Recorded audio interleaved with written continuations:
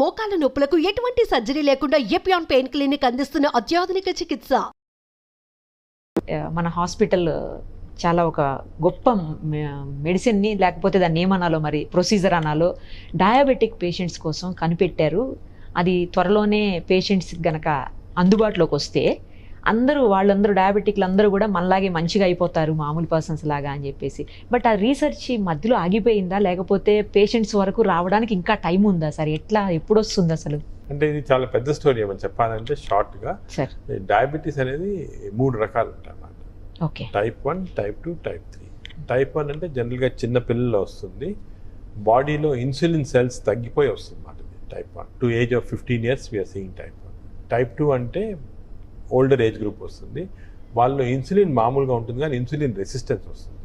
అంటే బాడీలో ఇన్సులిన్ ఉన్నా కూడా ఇన్సులిన్ ఎఫెక్ట్ రాదు. ఇది టైప్ 2. ఇది కామన్గా మనం చూసేదంటే టైప్ 2. ఓకే. టైప్ 3 అంటే ప్యాంక్రియాస్ చెడిపోయి ఇన్సులిన్ సెల్స్ ఉన్నా కూడా అవి ఇన్సులిన్ బయటకు రాకుండా డిస్ట్రక్షన్ ఆఫ్ ద ప్యాంక్రియాస్ వల్ల వస్తుంది. దిస్ టైప్ 3 అంటారు. So type 1, type 2, type 3. ఇప్పుడు అన్నిటికీ కూడా మెడిసిన్స్ ఇస్తుంటాము, ఇన్సులిన్ ఇస్తుంటాము, కంట్రోల్ సరిగా ఉండకపోవచ్చు అన్నమాట. మేమంటే ఈ ఏరియాలో చాలా ఒక 15 yearsగా మీరు చెప్పిన రీసెర్చ్ చేస్తున్నాము. ప్రాక్టికల్గా బయటకి ఇంకా అంటే సమ్ గవర్నమెంట్ రెగ్యులేషన్స్ వల్ల అది క్లియర్ అయిన తర్వాత వస్తుంది. ఒకటి ఫస్ట్ ఏమంటే టైప్ 1కి ఏం చేస్తున్నామంటే ఐలెట్ సెల్ ట్రాన్స్ప్లాంటేషన్ చేస్తున్నాం. అంటే వేరే వాళ్ళ నుంచి ఆ ఐలెట్ సెల్ తీసుకొని ఆ ఐలెట్ సెల్స్ని టైప్ 1 డయాబెటిక్స్కి ఒక బ్యాగ్ ఉంటుంది, పెరాసైట్ బ్యాగ్. ఆ బ్యాగ్లో పెట్టి జస్ట్ స్కిన్ కింద పెట్టేస్తాం. పెడితే వేరే వాళ్ళని చెల్లి ఐలెట్ సెల్స్ డిస్ట్రాయ్ కావు. డిస్ట్రాయ్ కాకుండా ఇన్సులిన్ సెక్రెట్ అవుతూ ఉంటుంది అన్నమాట. ఆ బ్యాగ్ ఆల్రెడీ తయారు చేసాము. యాక్చువల్లీ ఇది బిగ్ ప్రాజెక్ట్ ఫ్రమ్ DBT అంటే డిపార్ట్మెంట్ ఆఫ్ బయోటెక్నాలజీ తోటి మేము IIT Indian institute science Bengaluru అని టైప్ చేసి తయారు చేసాము. రెడీ ఉంది. ఇంకా దీనికి యానిమల్ వర్క్ అయిపోయింది.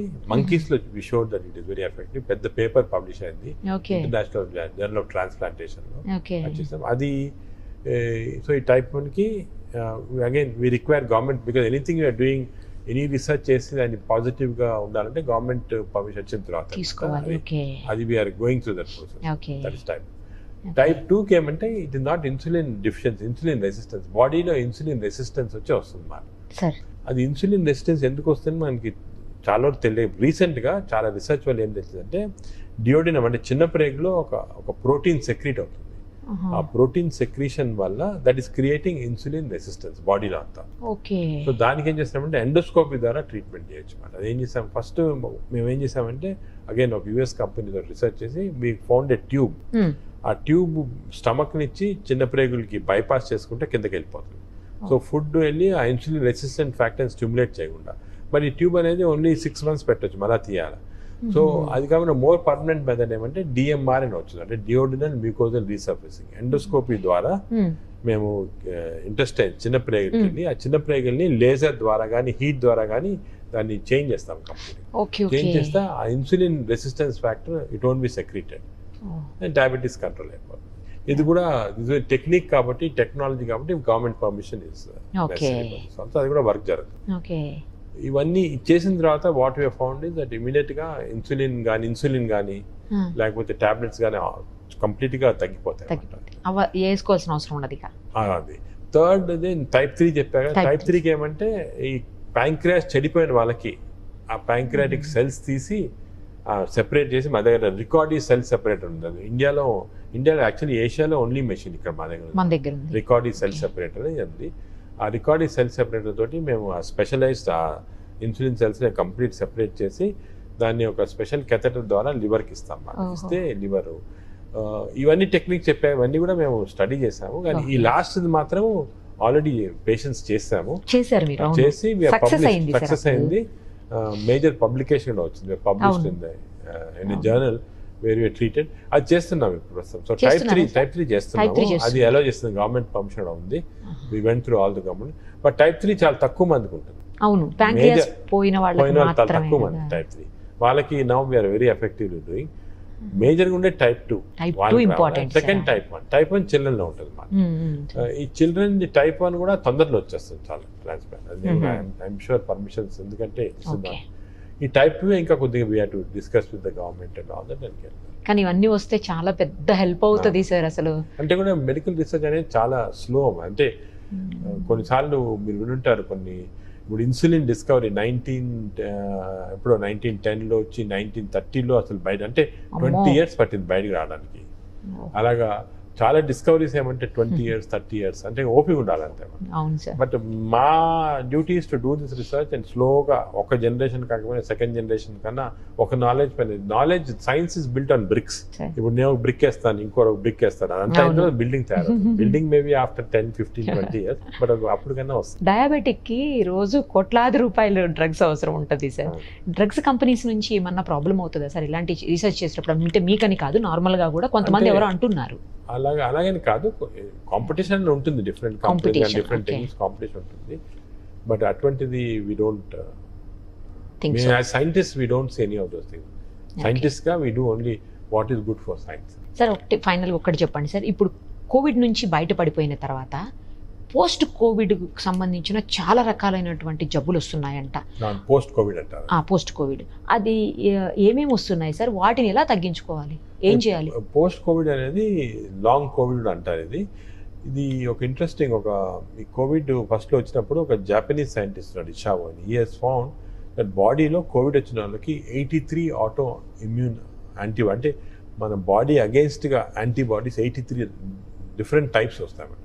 ఓకే, 83 రకాలైన యాంటీబాడీస్ తయారవుతున్నాయి. అంటే థైరాయిడ్కి, స్టమక్కి, లంగ్స్కి, అన్నిటి కూడా బాడీ ఇమ్యూన్ సిస్టము ట్రిక్ అయిపోయి it is thinking this virus is lungs, virus is thyroid అని యాంటీబాడీ ప్రొడ్యూస్ చేసుకుంటే వెళ్ళిపోతాం అనమాట. దానివల్ల ఒకటి పోస్ట్ కోవిడ్ అనేది.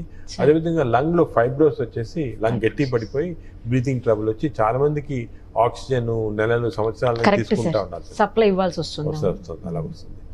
అదేవిధంగా ప్యాన్క్రియాస్ ఐలెట్ సెల్, మనం మాట్లాడిన ఐలెట్ సెల్ కి వైరస్ వెళ్ళి డ్యామేజ్ చేసి డయాబెటీస్ లాగా పడుతుంది. ఇక కంటిన్యూ అవుతుంది సార్ డయాబెటీస్. కంటిన్యూ. అలాగే డిఫరెంట్ అటాక్స్ వస్తాయి అనమాట. పోస్ట్ కోవిడ్ అనేది ఒక 5% పీపుల్లో చూస్తున్నాము. Arthritis, rheumatoid arthritis, lung infections, diabetes. చాలా మందికి మెమరీ తగ్గిపోవటము, డల్నెస్ ఉండటము, కొంచెము హేజీనెస్ రావటము, జనరల్ మయాలజియస్ పెయిన్స్ రావటం, ఇవి చాలా కామన్గా వస్తున్నాయి అన్నమాట. ఇవి ఎన్ని రోజులు ఉంటాయని తెలియటం లేదు, కానీ హోప్ఫుల్లీ ఇవి కూడా తొందరలో పోవాలన్నమాట. కానీ లంగ్ సివియర్ ఇన్ఫెక్షన్ వచ్చిన వాళ్ళకి లంగ్ డ్యామేజెస్ కంటిన్యూ, ఒక 5% వాళ్ళకి లంగ్ డ్యామేజ్ అలా కంటిన్యూ అవుతా ఉంది. ఇక లైఫ్ అంతా ఉంటుంది, లైఫ్ అంతా ఉంటుంది.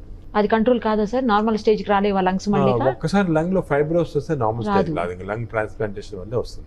అది చాలా తక్కువ పర్సెంటేజ్. ఇప్పుడు ఈ డయాబెటీస్ పరిస్థితి ఏంటి సార్? ఈ డయాబెటీస్ వచ్చిన వాళ్ళకి చాలా మందికి ట్రాన్సియెంట్ వస్తూ ఉంది. అంటే ఆ కరోనా ఉన్నప్పుడు, కోవిడ్ డిజీజ్ ఉన్నప్పుడు సివియర్ డయాబెటీస్ తగ్గిపోతా ఉంది. కొంతమందికి లాంగ్ టర్మ్, అంటే ఇంతవరకు ఇప్పుడు ఇది only 2 years old, 1.5 years old కదా, ఇంతవరకు 1.5 years దాకా కొంతమందికి వస్తా ఉంది. లేటర్ ఆన్ స్టేజెస్ పోతుందని చూడాలి. కొంతమందికి మధ్యలో ఒక 1-2 months తగ్గిన సందర్భాలు కూడా ఉంటాయి. చాలా మందికి వచ్చి తగ్గిపోతుంది. అంటే మనం తీసుకునే ఫుడ్ ఏమైనా కంట్రోల్ చేసి అలాగేం లేదు, అదేం లేదు. కానీ జనరల్ ప్రికాషన్స్ తీసుకోవాలంటే ఎక్సర్సైజ్, హెల్తీ ఫుడ్ అవి ఇంపార్టెంట్. ఎక్సర్సైజ్ తగ్గించేసి, స్వీట్స్ తగ్గించాలా, ఎక్సర్సైజ్ అనేది చాలా important. Exercise is very important. Diabetic వాళ్ళకి మెయిన్ ఎక్సర్సైజ్ ఇంపార్టెంట్. ఎక్సర్సైజ్ చాలా ఇంపార్టెంట్. జనరల్ గా కూడా ఎక్సర్సైజ్ బాడీకి చాలా ఇంపార్టెంట్.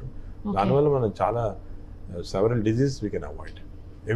దానికి కంపల్సరీ ఎవ్రీబడి 45 minutes అన్న ఎవ్రీడే, మార్నింగ్ అని ఈవినింగ్ అని ఎప్పుడు టైం దొరికితే ఎక్సర్సైజ్ అంటే ఏదో నేను నడుస్తున్నా రోజంతా ఇంట్లో నడుస్తున్నా అది కాదు. ఒక బ్రిస్క్ వాక్ 45 minutes లో 7 kilometers 6 kilometers కవర్ చేయాలి.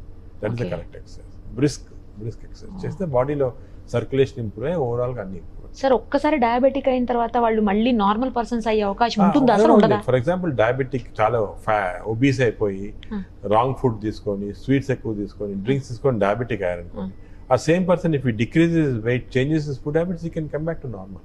వెయిట్ లేకుండా కూడా కొంతమంది అవుతుంటారు కదా సార్. లీన్ డయాబెటీస్, అది వేరే కారణాలు ఏమన్నా, ఈటింగ్ హ్యాబిట్స్ అవన్నీ చూసుకోవాలి మనం. అంటే రివర్స్ డయాబెటీస్ లో కొన్ని ఇర్రివర్సిబుల్ ఫ్యాక్టర్స్ ఉంటాయి, రివర్సిబుల్ ఫ్యాక్టర్స్. అవునా? ఈ రివర్సిబుల్ ఫ్యాక్టర్స్ మనం అన్ని కంట్రోల్ చేయొచ్చు. ఒక డయాబెటిక్ మా దగ్గరికి వస్తే ఫస్ట్ మేము ఏం చూస్తాము, దీనికి what are the reversible factors అనేవి. ఈ రివర్సిబుల్ ఫ్యాక్టర్స్ అన్ని మ్యాప్ అవుట్ చేసి ఇవి రివర్స్ చేసేస్తే కొంతమందికి నార్మల్గా వచ్చేస్తారు. కొన్ని ఇర్రివర్సిబుల్ ఫ్యాక్టర్స్ ఉన్న వాళ్ళకి డ్రగ్స్ కానీ ఎక్సర్సైజ్ కానీ అవన్నీ అవసరం. చాలా విషయాలు షేర్ చేశారు సార్. మళ్ళీ డయాబెటీస్ మీద పెద్ద రీసెర్చ్ జరుగుతుంది కాబట్టి నాకు మళ్ళీ మీరు ఇంకొకసారి అవకాశం ఇవ్వాలి మొత్తం డీటెయిల్డ్గా మీతో మాట్లాడేదానికి. థ్యాంక్